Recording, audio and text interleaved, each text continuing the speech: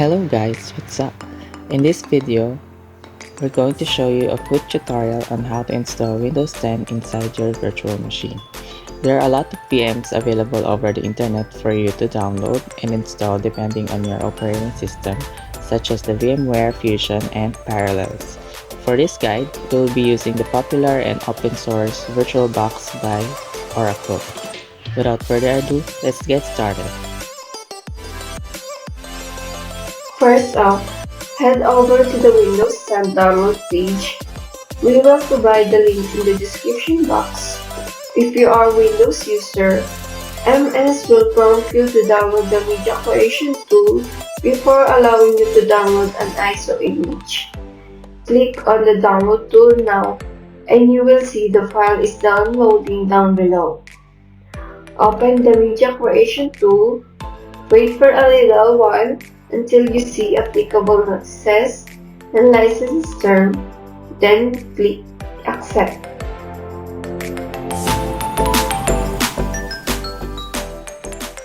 Now, you will be given two options, whether to upgrade your PC or to create an installation media. Select the second one and click Next. If you are unsure about these selections, or you think you're good to go with this configuration, just leave this as it is and click Next. This time, you will be asked to choose to create a USB flash drive or just an ISO file. Since we will be installing Windows 10 on VirtualBox, we will go for the ISO file and click Next. A dialog box will appear telling you where to save your ISO file. We will be saving this to desktop with the file name Windows.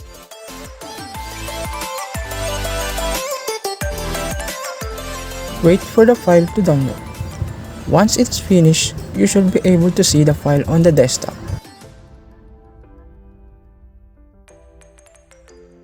Click on Finish and wait for the windows to close.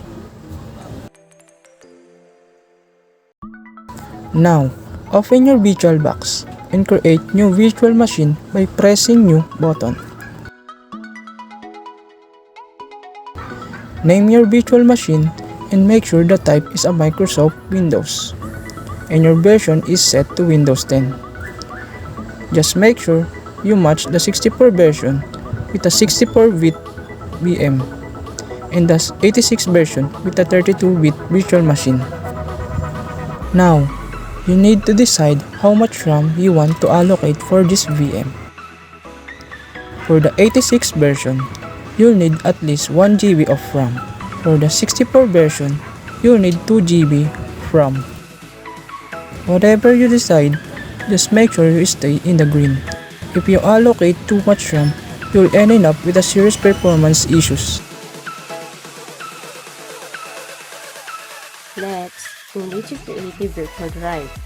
Microsoft says the 16GB is the minimum space needed for the 32-bit version, but 20GB is required for the 64-bit version.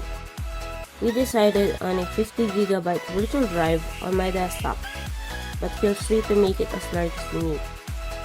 Just be sure that you have enough space on your actual drive to handle the size of your virtual drive. Depending on what you intend to do with the operating system, you may want to allocate more or less storage. Applications installed to a virtual machine should be assumed to require the same amount of real storage that their standard installations would.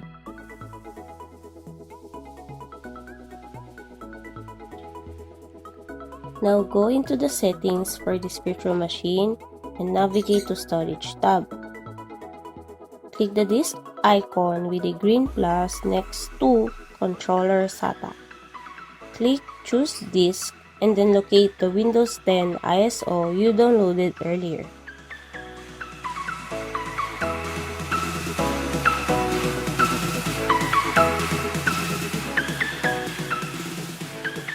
Before you jump in and start installing Windows 10, move to the Display tab.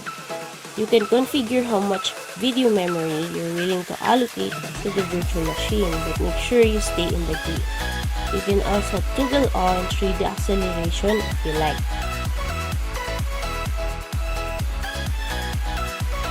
With all the setup finished, press the Start button in VirtualBox and begin the Windows 10 installation process. Follow the instructions on the screen and you're well on your way.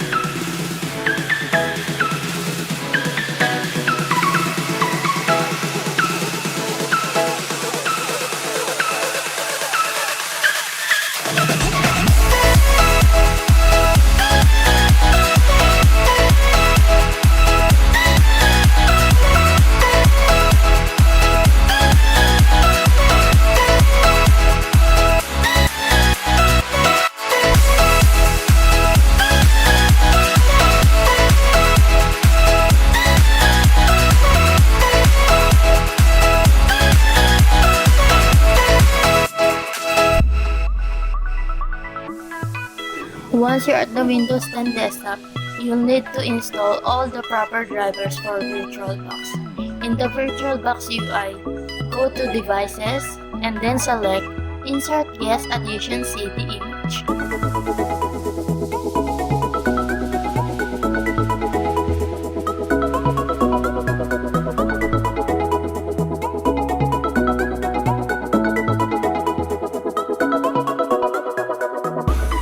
Navigate this image in Windows Explorer and run the installer.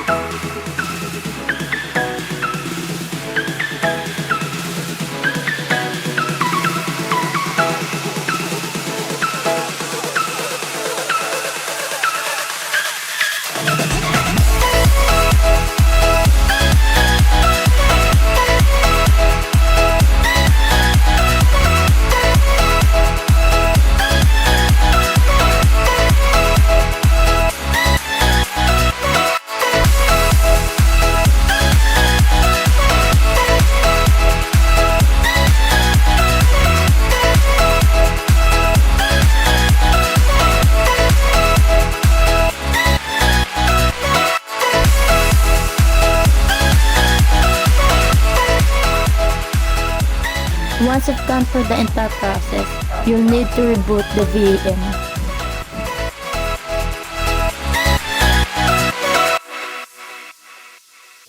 Back at the desktop, you can finally use full screen mode at the proper resolution. In the VirtualBox menu, go to View and then select Switch to full screen.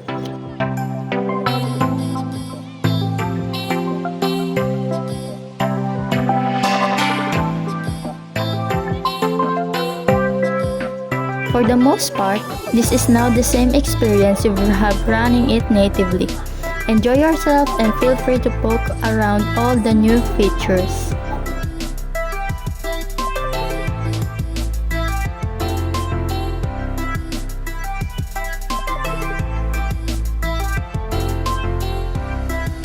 And that's it. You now have your newly installed Windows 10 inside your VirtualBox. Thank you for watching this tutorial. Make sure to like this video, leave a comment, and subscribe to our channel. See you next time.